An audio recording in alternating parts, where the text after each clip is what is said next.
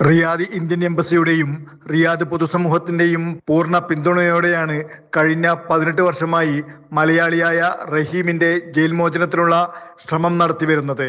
ശ്രമം വൈകാതെ ലക്ഷ്യം കാണുമെന്നാണ് പ്രതീക്ഷിക്കുന്നത്. കേസിലെ പ്രധാന കടമ്പ പണം മാത്രമായിരുന്നില്ലെന്നും കൊല്ലപ്പെട്ട സൗദി ബാലന്റെ കുടുംബം മാപ്പ് നൽകുക എന്നതായിരുന്നുവെന്നും റിയാദ് സഹായ സമിതി പറഞ്ഞു.